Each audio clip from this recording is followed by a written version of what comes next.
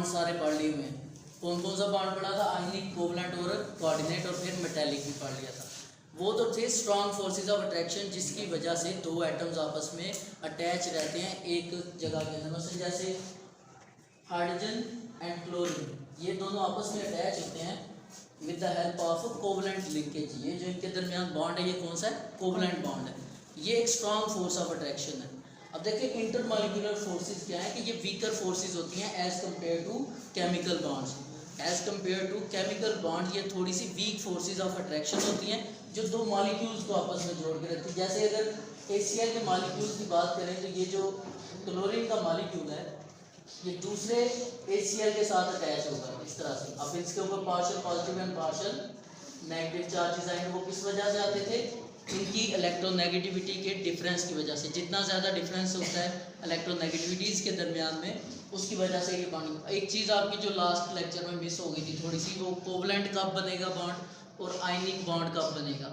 ये आप चीज़ याद रख लो, MCQ में पूछ सकते हैं आपसे कि आयनिक बॉन्ड और कोवलेंट बॉन्ड ये दो एटम्स के दरमियान कब बनता है। हमें कैसे पता चलेगा कि ये दो एटम जब आपस में अटैच होंगे तो ये आयनिक बॉन्ड बनाएंगे और ये दूसरे अलग एटम्स आपस में अटैच होंगे तो वो कोवलेंट बनाएंगे। उसके लिए बेस करते हैं ये इलेक्ट्रोनेगेटिविटी के डिफरेंस के ऊपर।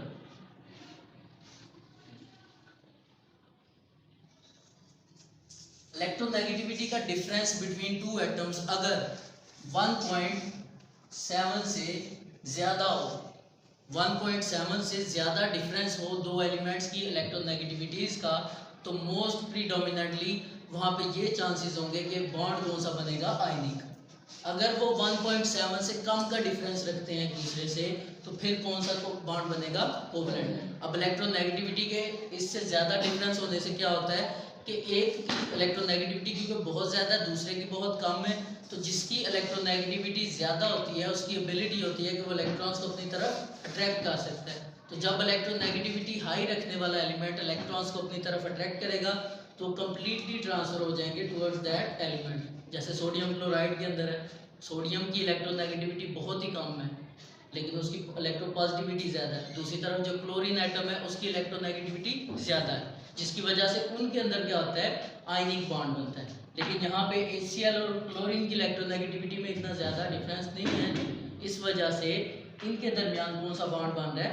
कोवलेंट लिंकेज बन रहा है, क्योंकि उनका जो डिफरेंस है वो 1.7 से कम है। तो जिन दो एलिमेंट्स का आपसी जो इलेक्ट्रोनेगेटिविटी का डिफरेंस होगा वो 1.7 से ज़्यादा होगा, वो आयनिक बॉन्ड बनाएंगे।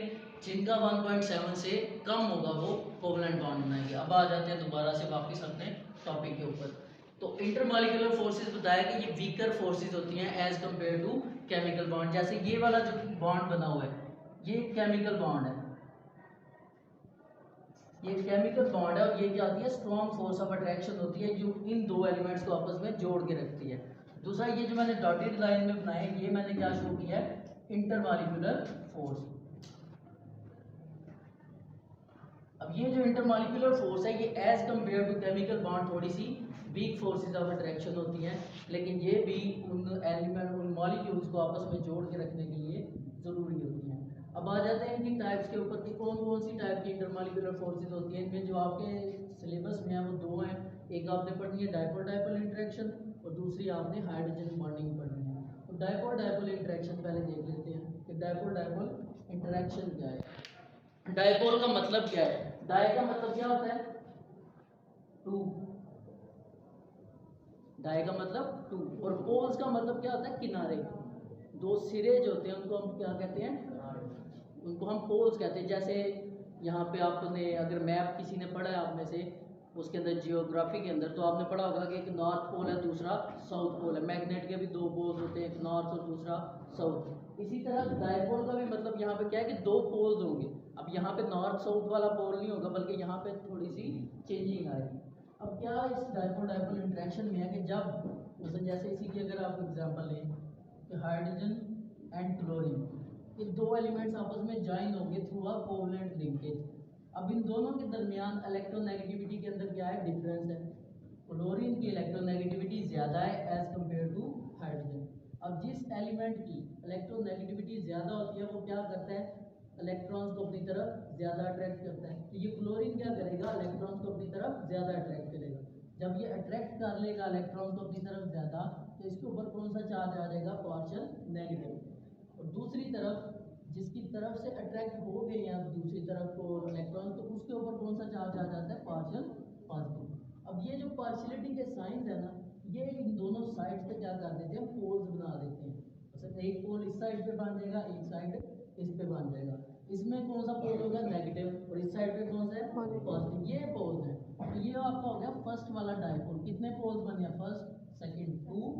इस वजह से आप लोगों को कह रहा था डायपोल। अब दूसरा डायपोल क्या है, फर्स्ट डायपोल की तो समझ आ गई कि एक हाइड्रोजन और क्लोरीन के दरमियान बॉन्डिंग की वजह से, उनकी इलेक्ट्रोनेगेटिविटी की डिफरेंस की वजह से क्लोरीन इलेक्ट्रॉन को अट्रैक्ट कर लेता है, जिसकी वजह से उसके ऊपर पार्शियल नेगेटिव और दूसरी साइड पे पार्शियल पॉजिटिव साइन बन जाता है। अब दूसरे डायपोल का मतलब क्या है, अब देखें एक जगह पे अगर आपने एक बीकर के अंदर भी HCl रखा हुआ है, तो वहां पे एक मॉलिक्यूल नहीं होगा HCl का, बहुत ज्यादा मॉलिक्यूल्स होंगे। तो वो डिफरेंट जो मॉलिक्यूल्स हैं सबके ऊपर इसी तरह से होगा कि एक तरफ पार्शियल पॉजिटिव चार्ज और दूसरी तरफ पार्शियल नेगेटिव चार्ज, सबके ऊपर इसी तरह मॉलिक्यूल्स के ऊपर आएगा ना, इलेक्ट्रोनेगेटिविटी के डिफरेंस की वजह से। अब क्या करेंगे, वो सारे के सारे जितने भी एलिमेंट्स हो, वो कंपाउंड्स होंगे, वो एक दूसरे के साथ इस तरह से अरेंज हो जाएंगे कि उनके आपस में यहाँ पे इनके दरमियान weaker forces of intermolecular forces, जिनको आप कलेक्टिवली वंडरवाल फोर्सेस भी कहते हो, ये जितनी भी इंटरमॉलिक्यूलर फोर्सेस है ना, इनको कलेक्टिवली वंडरवाल फोर्सेस भी कहा जाता है।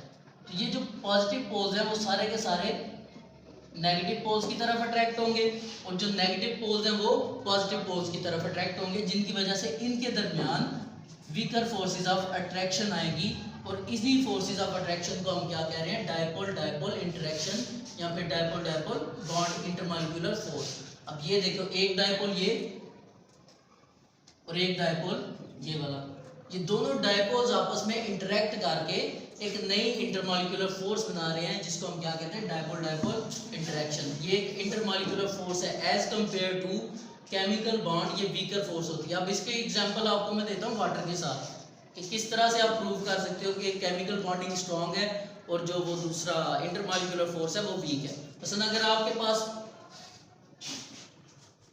पानी के कुछ क्यूब्स पड़े हुए हैं इस तरह से, आप उनको थोड़ी देर के लिए रख देते हो, वो क्या हो जाते हैं, मेल्ट हो जाते हैं और कन्वर्ट हो जाते हैं इनटू लिक्विड वाटर। उसके बाद आप उनको गर्म करते हो थोड़ी देर। जब आप गर्म करोगे तो क्या करेंगे, वहां से बॉयल होके वेपोरेट हो जाएंगे, वेपोरेशन हो जाएगी इनकी, या फिर वो बॉइलिंग के जरिए से वहां से वेपोराइज हो जाएंगे। अब जब पानी के मॉलिक्यूल वेपोराइज हो रहे हैं तो क्या उनकी इंटरमॉलिक्यूलर फोर्सेस टूटती हैं या फिर उनका केमिकल बॉन्ड टूटता है?